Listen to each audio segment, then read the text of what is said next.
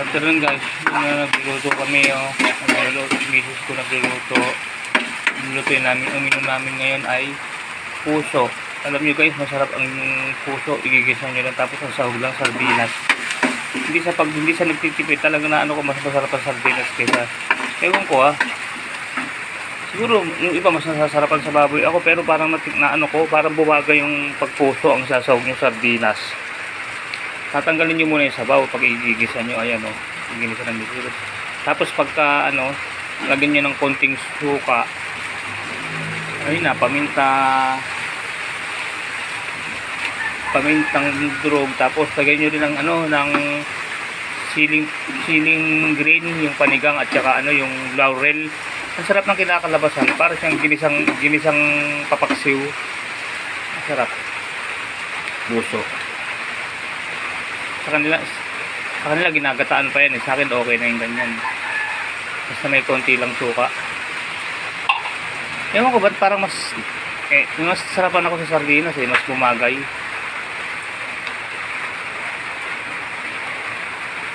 Bumagay yung puso. Ayan lagyan na ng misis ko yung puso. Ayan, pag gisa-gisa yan, papalambutin na lang, na lang yan. Pagka medyo lumambot-lambot na yan, okay na bagay. Tapos magpipirito siya ng bakol. Yan mahirap kasi pag may kinakamerahan na yung ikaw magigisa, kaya sabi ko ikaw magisa, magkakamera ako. Sige guys, dito muna ako sa tindahan, may bumibili. Sige, bibigyan kita, wag na. Wag na, ayaw magpa-video nito. Dito ako sa tindahan, may bumibili.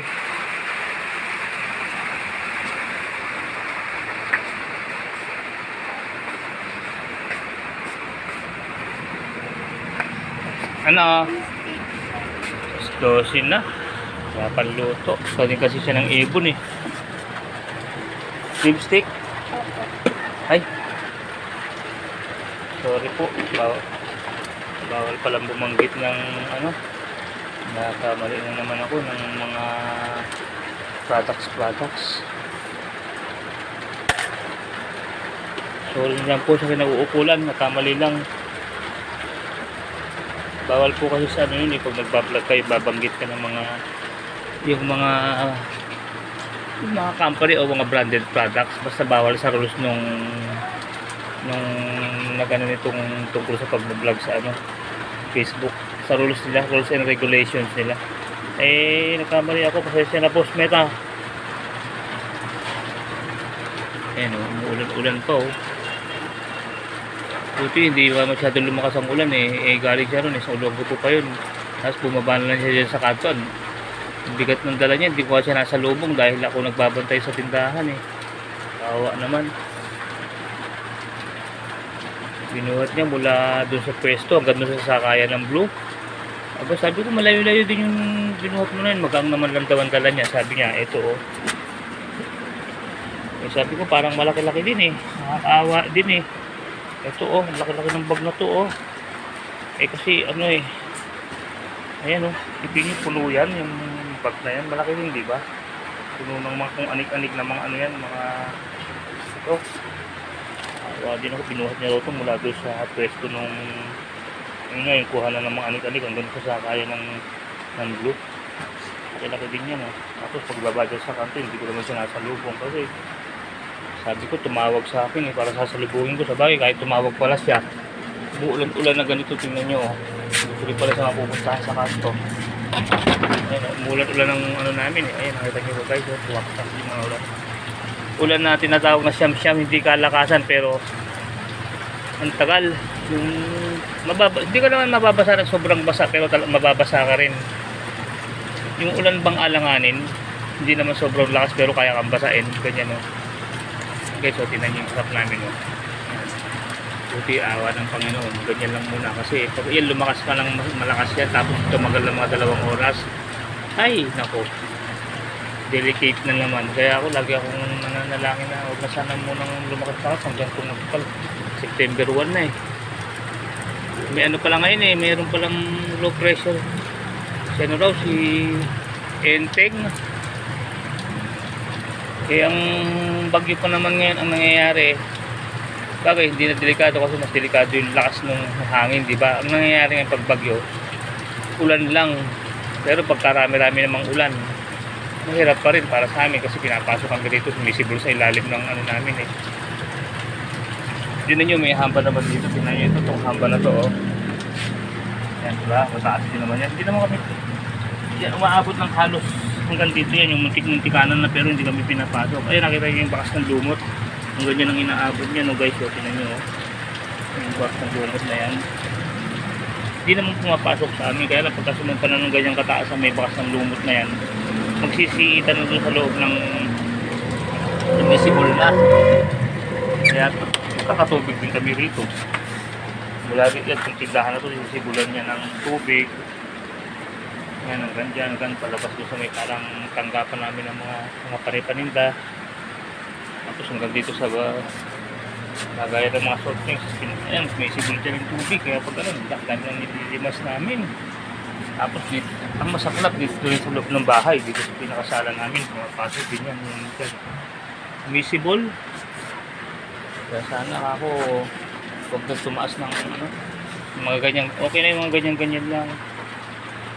Pero huwag na sana tataas pa dyan. Ayan. Bantay muna ako, nagluluto siya.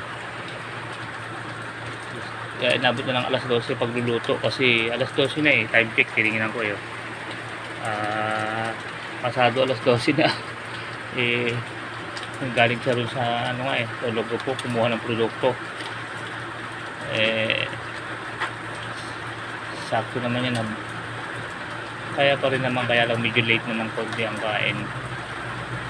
Pagka mga bandang alas 11 pa naman, inaantok na ako na. Naantok-antok ako. Inaano ko na lang.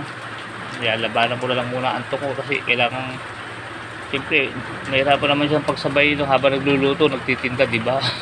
Kaya sabi ko, sige, ano yung ako na muna magtitinda.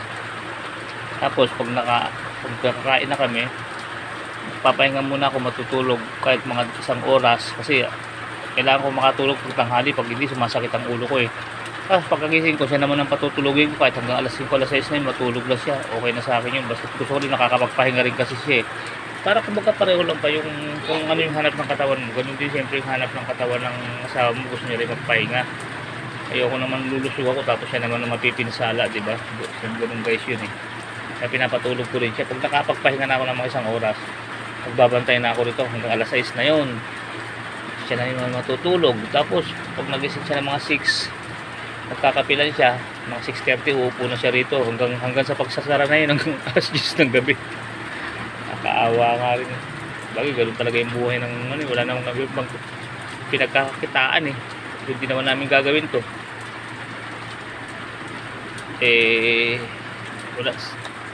Wala naman kaming pagkakitaan, wala kaming yung anak ko, may trabaho nga yung 2 kong anak, kaso yung isang anak ko, yung sinusweldo nun, binibigay niya sa nanay niya, pambayad naman namin sa kuryente. Yung isa naman, yun naman na binibigay sa nanay niya, pang konsumo naman namin sa pagkain. Ito naman, yung kinikita naman ng tindahan na ito, ano, sa ibang mga bayarin, tsaka ano din, na nagagamit-gamit din sa ano. Tapos, binabayad din siyempre sa kinuhanan namin, kumbaga sa ano, sinuhulog din namin linggo-linggo doon sa inutangan namin kasi sa lending lang din kami umano. Wala, sa ngayon wala kami sariling puhunan eh, lalo na nung inatake ko ng stroke, halos 2 linggo kami nakasara. Yung konting puhunan na pinaiikot-ikot namin lalong natuluyang maubos. Kaya ang nangyari, talagang kaya lang gumagana tong tindahan na to dahil sa utang. Siyempre ibabalik mo yun linggo-linggo.